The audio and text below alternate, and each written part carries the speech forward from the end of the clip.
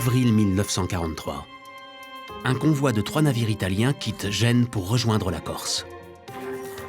Parmi eux, le Francesco Crispi, un paquebot de 7600 tonnes, fleuron de la marine marchande italienne.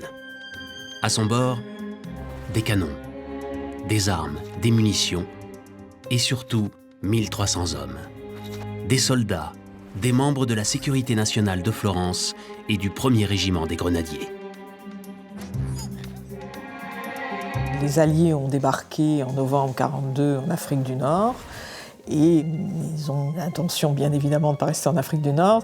La Corse, il ne faut pas oublier, c'est une escale formidable, c'est un point stratégique essentiel puisque c'est à 17 km de l'Italie, c'est à quelques centaines de kilomètres de la côte d'Afrique du Nord et puis c'est pas loin des côtes françaises.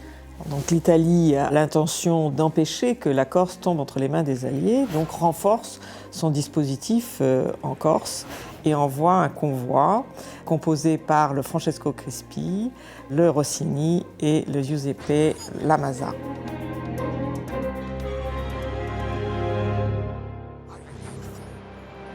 Mais en s'approchant de la Corse, le Crispi croise la route d'un sous-marin britannique, le Saracen. Le submersible envoie 2 torpilles sur le navire qui coule en quelques minutes. Plus de 900 hommes perdent la vie. Le Saracen avait été informé par un résistant corse qui s'appelle Pierre Griffy, qui a été pris par les Allemands le 9 juin 1943. Lors de son procès, le 14 août, il fait une déclaration absolument surprenante, personne ne le savait évidemment. Il dit que c'est grâce à lui que le Francesco Crispi a été torpillé, grâce aux informations qu'il a données. Il sait qu'il va être fusillé, il le dit. Il regrette que ça se fasse avant la libération, car il est persuadé que la libération est très proche. Et le seul regret qu'il ait, c'est qu'il dit « je ne pourrai plus vous faire de mal ». Et il est fusillé 4 jours plus tard. La Corse est libérée le 4 octobre, quelques semaines après. C'est vraiment très très proche. Malgré de nombreuses recherches pendant les décennies qui ont suivi le naufrage, l'épave du Crispi n'avait jamais été retrouvée.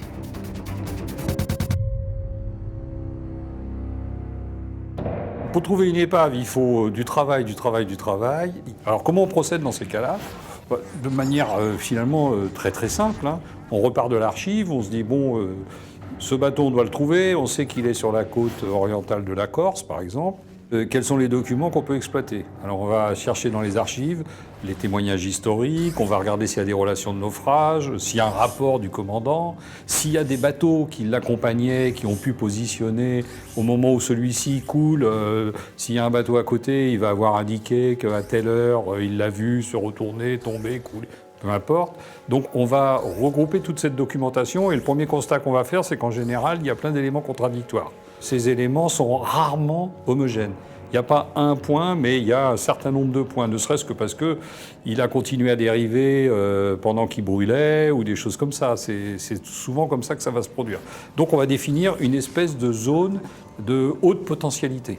C'est-à-dire, on a l'idée que c'est là et on va faire un quadrilatère un peu plus large et on va décider de prospecter. On va y mettre des moyens, de la détection électronique, des magnétomètres, des side-scan sonars, des sondeurs multifaisceaux. Voilà, on va mobiliser toute cette ingénierie. Et puis, en se disant, bon, on a quand même une chance, on a bien travaillé les archives, on va quand même le trouver.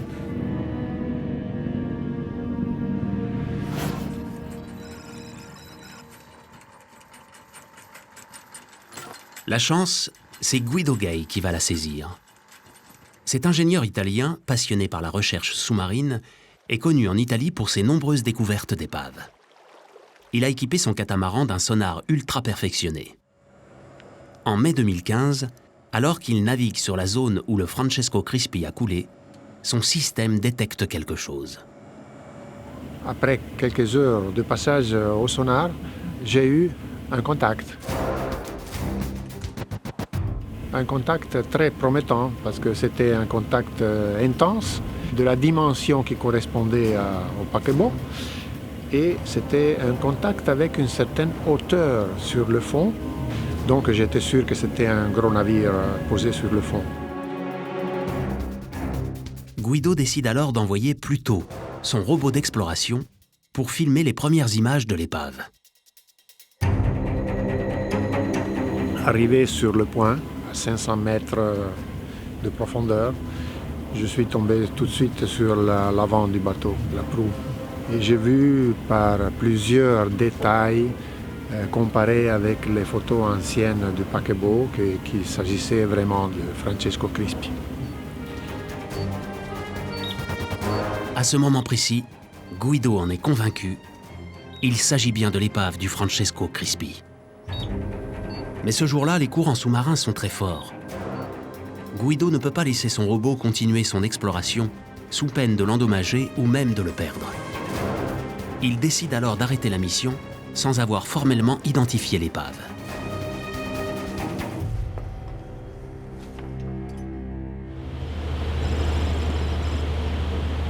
Six mois après la mission avortée de Guido Gay, Michel Lourd et son équipe, accompagnés de l'ingénieur italien, partent en expédition pour plonger à nouveau sur le navire. Leur objectif, trouver des indices suffisamment concluants pour officialiser la découverte du Francesco Crispi. L'épave se trouve dans les eaux françaises, mais le bateau lui-même appartient à l'Italie.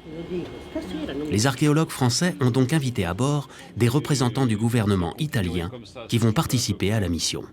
Je peux vous dire ce que je connais de l'épave. Hein. Alors, j'ai exploré toutes ces parties-là, d'un côté et de l'autre.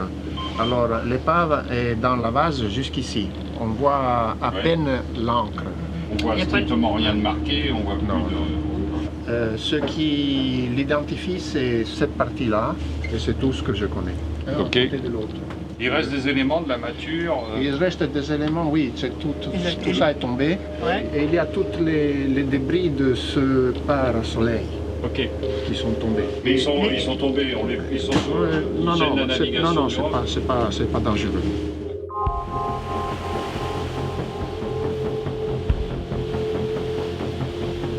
L'équipe prépare le robot pour la plongée. En plus de ses éclairages et de ses caméras habituelles, l'engin a été équipé d'un bras articulé.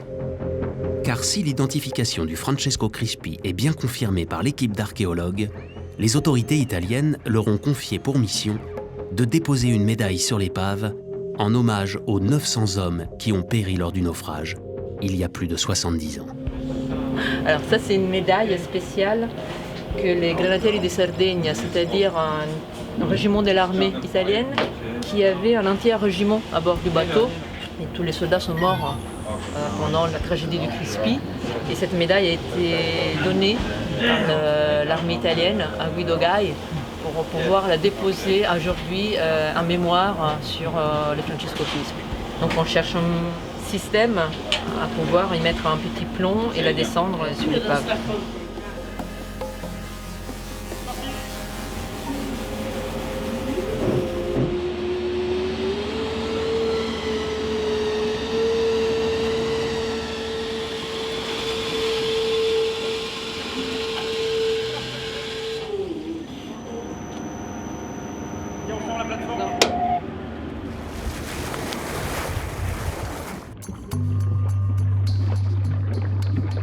Le robot commence sa descente vers les abysses. Sous la surface de l'eau, les courants sont à nouveau très puissants. L'engin, déséquilibré par ses deux caissons étanches qui abritent les caméras, doit lutter en permanence pour ne pas dévier de sa trajectoire et atteindre l'épave.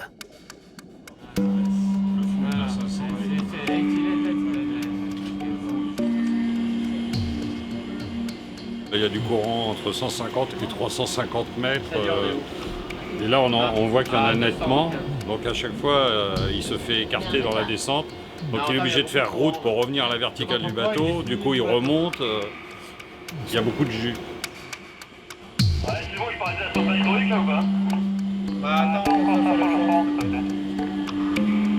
Mais on n'a aucune idée en réalité de ce qu'on va trouver en dehors peut-être des 20 mètres de l'étrave sur lequel Guido a fait une reconnaissance. Tout le reste, c'est point d'interrogation total.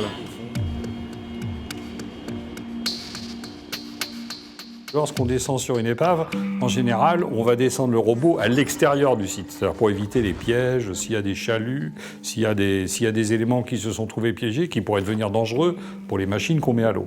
Donc on descend, on va être à 50, 100 mètres de l'épave, parce qu'une fois qu'on est à la verticale, on va la positionner avec notre sondeur multifaisceau, on sait où on descend et on sait où aller. Et puis on se tourne avec le robot, en général on ne voit rien, mais au sonar, on voit une énorme anomalie, quoi. On voit parfaitement comment le bateau est orienté par rapport au robot. Là, on va s'approcher, et on va s'approcher jusqu'au moment où on va avoir un contact visuel. C'est le moment presque où la tension est la plus grande, parce qu'on ne l'a encore pas vu, on s'en approche, on ne sait pas si dans l'environnement immédiat de l'épave, il n'y a pas justement un chalutier qui a laissé tout son chalut. Et ça serait particulièrement dangereux.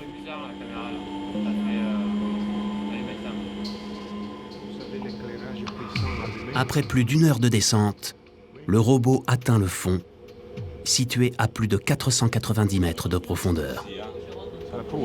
Là, on est à 8 mètres du sol. Là, on doit être à... Il y a quelque chose derrière, hein. Take care. Hein. Behind you also. Dans la cabine, le pilote commence à diriger le robot en direction du point GPS localisé par Guido lors de sa première plongée. Hop, on y est. Et très vite, l'épave apparaît. On est sur l'épave.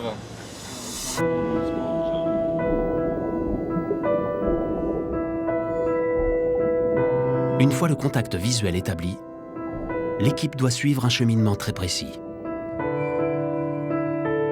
On a de la tôle, on voit du métal devant nous, et comment on se positionne? Où est-ce qu'on est? On est où par rapport au bateau? On est à l'avant, à l'arrière, on est au milieu? Qu'est-ce qu'il y a à voir?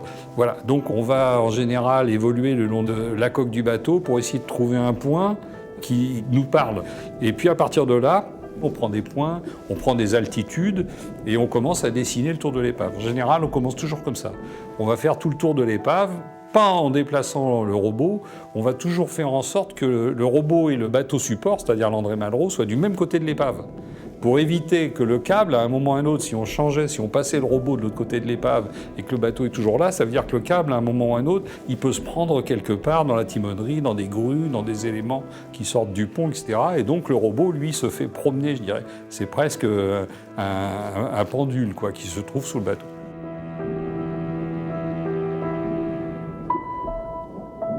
Le robot vient d'arriver sur la partie avant du bateau. Celle que Guido a déjà explorée pendant quelques minutes avec son propre robot il y a 6 mois. On est sur cette partie, le tiers avant, là où tu as été toi-même. C'est ça. Voilà, ça c'est l'étrave. Guido et Michel tentent immédiatement de comparer certains détails observés sur l'épave avec les photos de l'époque. Ok, fais voir le trou qui a l'écu. Ce sont ces deux câbles-là. Oui, absolument. Et tu as juste 2 trous. Tu n'as pas un écubier juste dessous, Oui. à cet endroit-là. Ouais, j'écoute. L'épave est partiellement enfouie dans les sédiments qui recouvrent le fond. Pour en identifier des éléments distinctifs, le robot va devoir lutter contre le courant pour filmer chaque côté du navire et remonter le long de sa structure. Il faut qu'on regarde là, tu vois. Il faudrait qu'on arrive à s'avancer, qu'on regarde sur le... C'est l'encre qui est au sol devant toi. C'est l'étrave que l'on C'est voit. ça.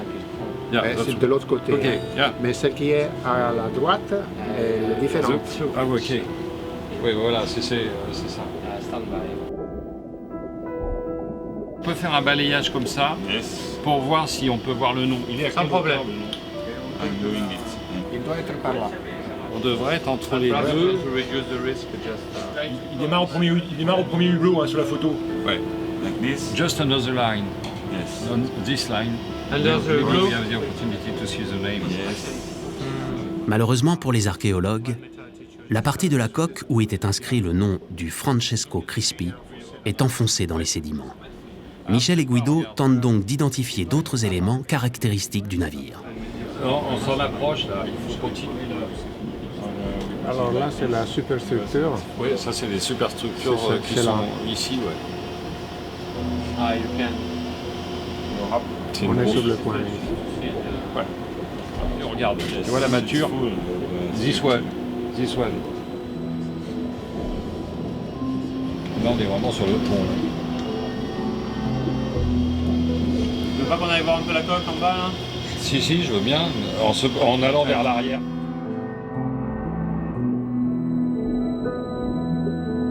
Le robot remonte doucement le long des 143 mètres du bateau.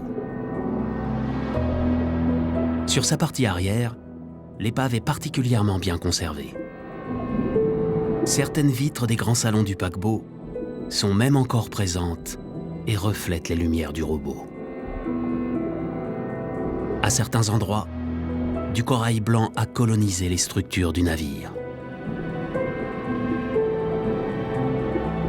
On voyait très bien que ce qui avait été les grands salons du paquebot était encore en place, qu'il y avait encore tous les hublots. Il y avait vraiment, c'était presque magique parce que on savait, même sans s'en approcher, on voyait que les vitres étaient là, puisqu'on avait le reflet de nos lampes. C'était même un peu, il y a un côté surréaliste, parce qu'on a l'impression tout d'un coup que quelqu'un a allumé la lumière à l'intérieur du bateau. Parce qu'on voit avec le reflet lumineux de nos phares, dans les vitres, c'est comme si le salon était éclairé. On est en train d'arriver dans cette zone en fait. Là on va arriver là, tu vois, apparemment ça redescend là-bas. Regarde, là on va voir l'éclairage. Quand il se positionne là, on va voir l'éclairage.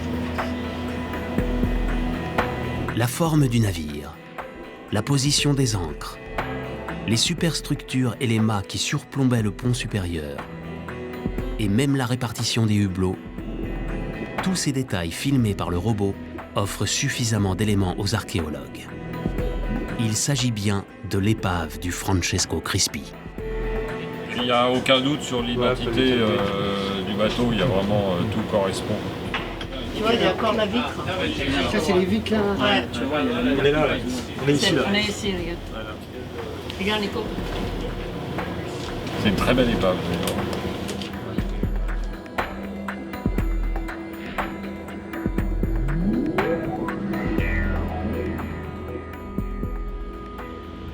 L'exploration de l'épave du Francesco Crispi permet aux archéologues d'établir des hypothèses sur les conditions de son naufrage. Certains témoignages de survivants racontent qu'après avoir été frappé par la torpille anglaise, le Crispi aurait piqué du nez, puis sombré vers le fond. Il a coulé vite, je pense que c'est évident, parce qu'il a pris de la vitesse aussi en descendant. Et c'est pour ça, probablement, qu'il s'est enfoncé et s'est rempli de vase. Un bateau, d'une manière ou d'une autre, il ne tombe pas à plat. Il y a un problème de centre de gravité. Il y a le fait que dès le départ, il s'est rempli d'eau plutôt là que là, et donc il va prendre une déclivité naturelle. Et puis, quand il tape, il va taper suivant cet angle. Et il est certain que, suivant le mouvement, à partir de là, il y a X processus de destruction. Il y a effectivement, s'il frappe un sable, si c'est un sable relativement souple, ça, il crée au fond un nuage gigantesque qui retombe et qui déjà commence à l'ensevelir. C'est peut-être ce qui s'est produit, et effectivement, c'est le sentiment qu'on a quand on arrive. Les archéologues vont localiser une cassure située sur la coque aux 2/3 du bateau. En revanche, là, on est en train de se diriger vers l'arrière du bateau, et effectivement, il est beaucoup mieux conservé sur l'arrière. Si tu repasses, il y a un trou là. Ouais. Oui, là, il a été... Là, la tôle, elle est carrément déchirée. Là, il y a peut-être un trou, même. Il y a peut-être un trou de torpille. Là, il est ouvert en deux, en fait, hein. Comme ça. Il est tombé, la proue comme ça, la proue s'est enfoncée dans la vase, et puis la torsion l'a ouvert.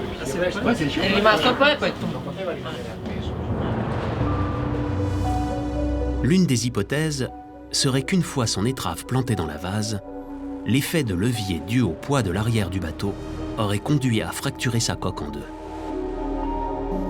C'est ce que l'on a imaginé, mais sans certitude absolue. Je crois qu'il faut être extrêmement prudent sur le phénomène de la cassure. Je me souviens d'avoir vu un témoignage, quelqu'un qui disait que quand il a été torpillé, il s'est cassé en deux. Et il n'est pas à ce point ouvert en deux, parce que l'image, on aurait pu penser quelque chose que l'on casse, comme une baguette de pain qu'on va casser sur un genou. C'était pas ça, mais on a trouvé effectivement la cassure du bateau. Le bateau s'est-il cassé en deux au moment de l'impact de la torpille ou lors de son arrivée au fond de l'eau? Impossible de le savoir à ce stade de l'enquête. Après plusieurs heures de plongée, le robot a pris des milliers de clichés de l'épave qui seront analysés de retour à Terre et qui permettront peut-être de répondre à cette question. Tu vois, là, si on pouvait aller par là, on pourrait mettre la médaille passe. Avec le plomb, ça va tomber direct. Alors que l'exploration se termine, les archéologues ont une dernière mission à accomplir. Déposer la médaille que la marine italienne leur a confiée pour rendre hommage aux victimes du naufrage. C'était un moment particulier parce que c'est inhabituel, je dirais. Les archéologues sous-marins qui viennent étudier des épaves ne sont pas là pour les commémorer. Donc on vient là pour prendre des données, dire dans quel état ça se trouve, quand on ne les connaît pas, établir la chronologie, la nature des vestiges, leur extension, s'ils sont menaçants pour telle ou telle raison, etc. Il se trouve que là, les confrères italiens qui sont venus avec une démarche particulière de mémoire, d'emblée. Yes. Yeah, go back. On arrive à la voir. Ouais, elle y est. Elle est là. Oui.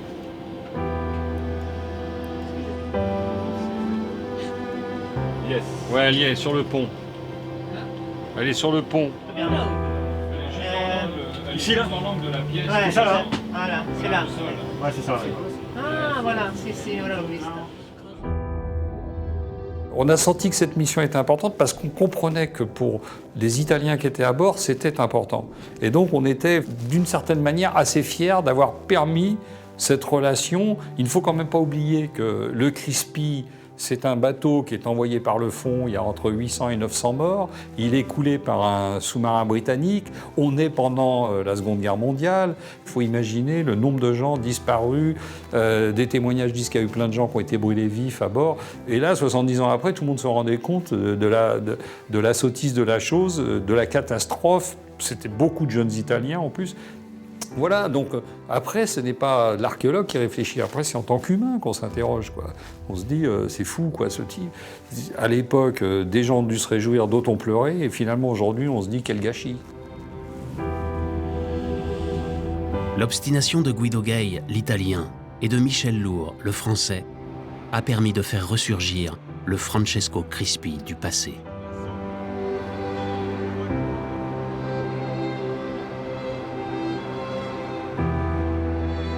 Vestige d'un conflit qui a transformé le monde, son épave entre aujourd'hui au patrimoine mondial de l'humanité.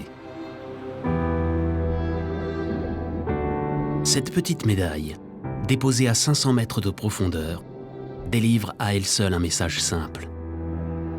Personne ne doit jamais oublier la guerre dévastatrice que se sont livrées les pays d'Europe il y a seulement 70 ans.